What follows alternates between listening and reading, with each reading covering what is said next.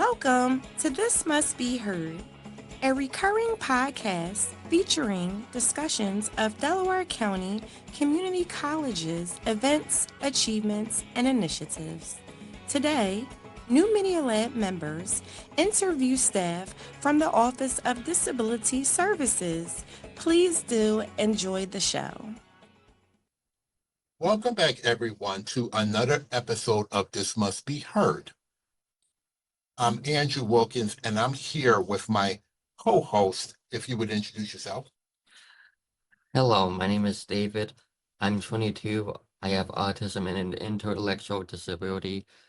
I'm from West Grove and I go to DCCC. Okay, and I'm also here with two members of the Office of Disability Services, or ODS, if you could introduce yourself. Yes, my name is Simone Richardson, and I serve as the current Director of Disability Services, also known as ODS. And I'm Stump. I'm the Assistant Director of Disability Services here at DCCC. Okay, I'm glad to have you here today. What got you into ODS, and who is ODS? So the Office of Disability Services, and I also like to kind of shorten it because there's alphabet soup, a lot of acronyms in higher education. So we also refer to ourselves as ODS. Our office is compounded of 3 staff members. That includes myself as the director, and then we also have my assistant director, Stump, and our educational advisor, Kathleen Lawrence. Yeah, we split up territories in some ways. For example, I go around to all of the branch campus locations and make sure that we have regular hours there, as well as, and then Simone, holds down the fort here at Marple, and we try to do our best to make sure there's coverage across all of our campus locations. Essentially, we've been here for very many years. It's just that our team is, I guess you could say, relatively new to certain students.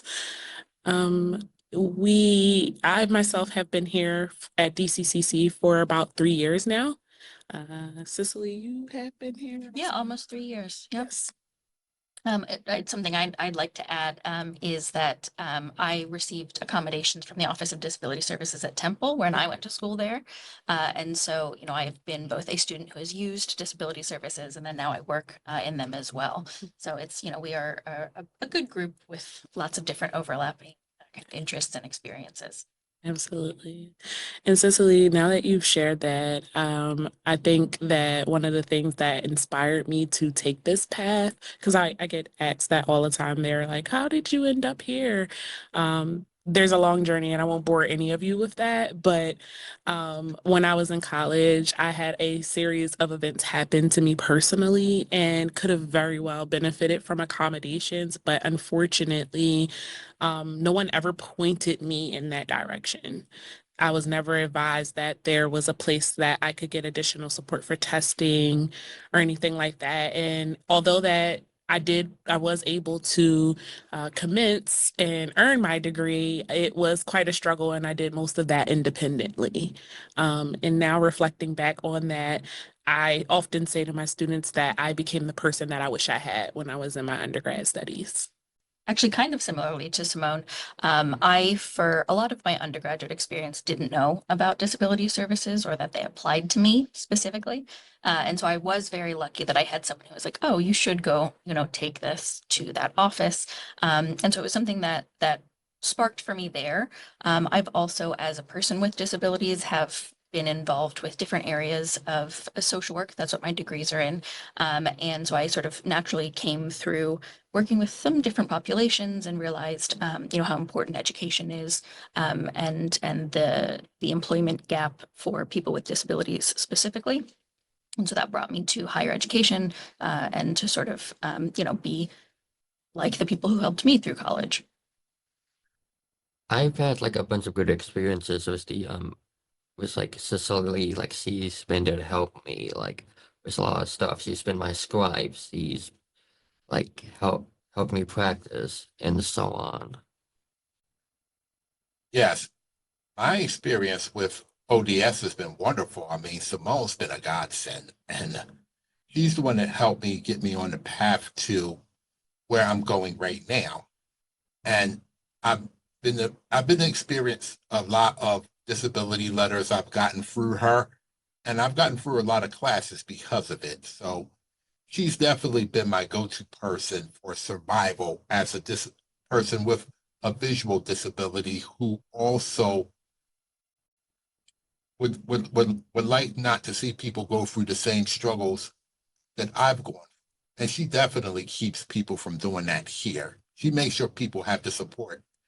And I'm certainly one of them. So that's why I'm glad that this is here. After hearing these stories, it reminds me that it's very important to have this kind of support and services available for disabled students. And that's great, which leads me as a segue to the next question. What is the background of why ODS exists? The college is nationwide, and institutions, universities, 4-year, 2-year, regardless of which one it is. Trade schools are all required to have a Office of Disability Services for students to seek accommodations. Yeah, so Simone mentioned the legality, right? And so there are definitely a couple different laws here. One is Section 504 of the Rehabilitation Act. And so that is something that does apply to our school. Second one is the ADA, right? The Americans with Disabilities Act, as well as the amendment to the ADA in 2008. And so those, as Simone said, are mandates that there does have to be someone who is working to provide equal access opportunities for educational institutions. And that's what we want to see for every student who is disabled at every university, not just this one. And that leads me to my next question. What can ODS do and what can ODS not do? The answer to that question is actually a lot more complex. What we can do is reasonably accommodate students. What we can't do is fundamentally alter college-wide policies, learning curriculums, objectives as it pertains to learning curriculums, because one of the things that our students may not know is that a lot of your curricular standards are established by state and federal guidelines, especially in certain programs such as nursing, paralegal, different things like that. So it's tough to say that certain accommodations would apply. And then also another thing that comes up often is a student who may be transitioning out of an IEP or maybe dually enrolled as a student who is attending DCCC, but also still on their IEPs, because students can technically remain on their IEPs until they're 22 years of age. So at times there is a cross path that we face with students where they're like, well, my IEP says that I can have this, this, and this, versus what is possible at the college level for reasonable accommodations. Because the reality of it is that our curricular standards are different from what is provided at the high school level. And then also, in addition to that, our laws outside of the Rehab Act of Section 504, we do have those laws that we share in similarity, but we go by the ADA, as Cicely mentioned, and the K through 12 goes through the IDEA, which is the Individuals with Disability Education Act. So it is different. And in addition to those two laws, there's another law that K through 12 and beyond follows in general, and that is the Every Student Succeeds Act. And Every Student Succeeds, I'm not sure if everyone's familiar with it, but it used to be No Child Left Behind. So in that essence, that means regardless if you meet the academic skills or standards for your grade level, you can still be pushed ahead to the next grade level, even if you did not meet your academic skill levels in math, reading, writing, etc. Yeah, I like to say that our degrees don't come with an asterisk, right? So you can, you're meeting the same learning objectives, you're getting the same skills. Any student who may be using accommodations, you're not going to have a degree that says this student used accommodations, right? You get the same degree as other students. It transfers it the same ways. And that does mean that we have some limitations, in what we can approve, as Simone mentioned, because so you're getting the same credential, right? And so you do still have to meet those objectives. Just kind of separately, one of the things I say we kind of do, right, is we approve the accommodations, but we also don't provide treatment, right? That's something that sometimes can be confusing, because some colleges do have the ability to have a health center. We don't here at DCCC, so we don't provide treatment or assessment. We don't provide, medical devices or other things like that. Whether we might be able to refer you if you need those services, or if you have them, we could say, okay, well, you're allowed to use this in the classroom, that type of thing. Some reasonability involved here, and some advising and some guidance. So people can have a plan, because as they always say, if you fail to plan, then you just plan to fail. So you definitely need to know what's involved when we go through the process of ODS. And that's one of the things that people may have a question about, is their privacy, because there's some people that may not want everybody to know about their disability, or want the whole world to know if they have an issue. So how do you protect student privacy? Oh, that is one of my favorite questions so far. So, one of the things that I tell my students is that I could keep a good secret. As a private person myself, and also just in lieu of the laws and the rights that our students have, we're not allowed to share aspects of a student's condition, their treatment plan, any of those things. And I've also had students tell me, like, oh, I want in my accommodations letters to state specifically that I have this symptom or this condition. And I tell them that that's contradictory to what the accommodations letter is intended to do. The letter is intended to educate your instructor and notify them of which reasonable accommodations the student is approved for. It is not designed to be like a treatment plan or a summary or something similar to an IEP. That's the individualized educational plans.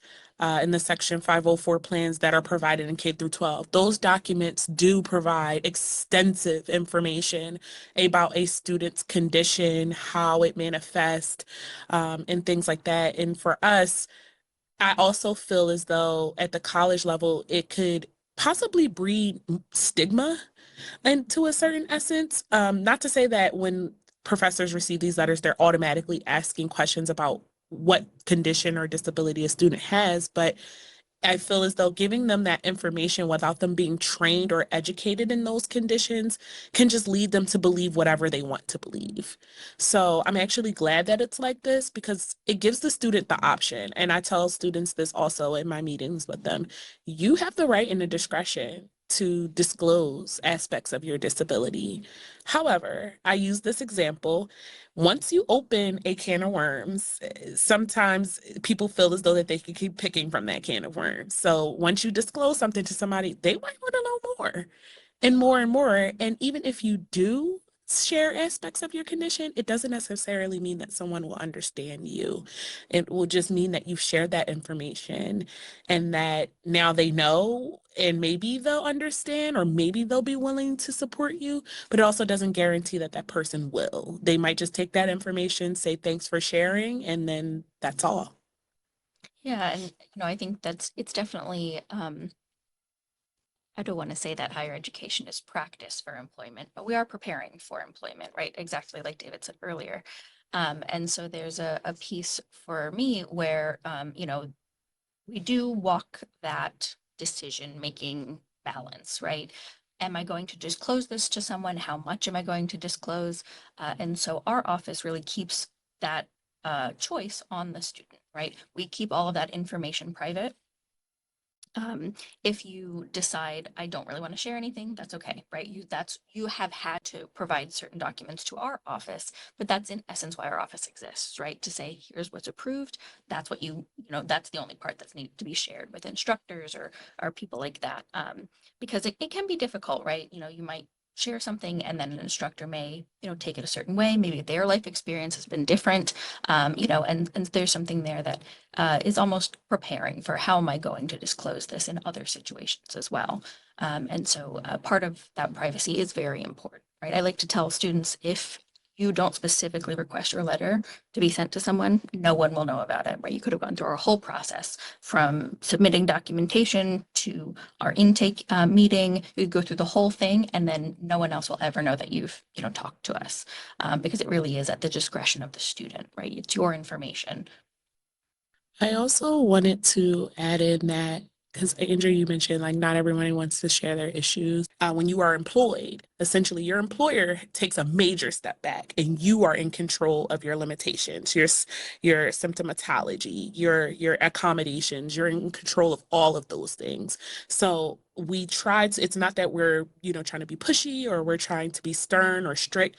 We really are trying to get students readily prepared for what that work experience is going to look like, because it can feel uncomfortable while you're talking to like an HR representative about your condition, what your limitations are, and what supports you need. But we want to help students build that self-determination and that self-advocacy, so that way when they walk in those rooms with those representatives, that they're well confident about what they need to be successful in that job. Andrew, you brought up a really great point, because one of the things that I always highlight is that our students are not just students with disabilities. One, they're human beings. That's the first thing. The next thing is that there are parts of our students that are not correlated to their disability that makes them who they are. A traditional student will be a student who's typically exiting out of high school and going right into college. We have other students who are first generation. I'm also a first generation graduate as well. And those play also a significant role in how our students access our programs. And it can also be additional barriers. So considering that in itself is very, very important, because that's a part of how they're going to be able to be successful. So that's why the advising part of our work is also very important. We're not just core focused on the disability, even though that's the hot topic in our office. That's the work that we do in our office. We're also keen on getting to know that student and other aspects and intersectionalities of themselves, so that way we can ensure that we're providing the appropriate support at a person-centered level. Thank you, everyone, for joining us today. We had some great discussions. I know that I learned a lot more about ODS today than I did before. I hope everyone who watches and listens learns more about the Office of Disability Services as well. If you have any comments or questions, please share. I actually have a question for our interviewers. What actually guided your interest in attending DCCC, or what thoughts or concerns did you have as you were considering attending college in general? For one, after I graduated from Palks, like I didn't think I would find a college at all that would accept me. But like after I did the placement test, then like I managed to get into DCCC. It's nice that DCCC allows both disabled and non-disabled students to like be in the same I guess learning district, in there's basically no discrimination. Like at first I didn't think I would be able to get into any college because of my disability, but then BCCC accepted me. Okay. Now, I didn't have too many misgivings about college when I first came back to school, but being an old guy, it's kind of hard to get back into that flow, especially since things have changed so much since I was in school years ago. But as a first generation student, I did find that not only was Penn State pretty accommodating, but also Delaware County Community College.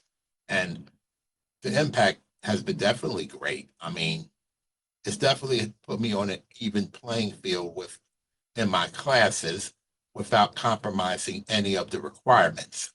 So because I have the things that I need with the audio, with the JAWS, with the longer tests, now I'm able to perform my academic responsibilities even better and have as a result, been on the dean's and president's list every semester since I've been here. So yes, it does have a great impact. And while I probably and I probably would not be as okay if it hadn't been for this service. Anyone has any questions or wants to know how to contact ODS, you can do it through email, go into the Lauren comments, or by checking the link in the description below. I'm glad to have you here today. Thank you all again, and we're out. You've been listening to This Must Be Heard, brought to you by the New Media Lab and Campus Life. Andrew Wilkins and David Floria interviewed our guests. Our guests today were Simone Richardson and Cicely Stump. Musilla edited our episode, and Sarp John Ajjan prepared our title cards. Our executive producers were Musilla and Raymond Porras. Victoria Callbreath and Samuel Larson designed our cover arts, and Indigo Frazier composed our theme music. I am Shakia Hutt, your announcer for this episode. Special thanks to the Director of Campus Engagement, Allison Gleason, and our faculty advisor, Professor Maria Boyd. If you have an interest in participating in the New Media Lab, contact the Office of Campus Life or reach out to us on Instagram at DCCC_New Media Lab. Be sure to like and subscribe to us on YouTube. Thanks again for listening, and go Phantoms!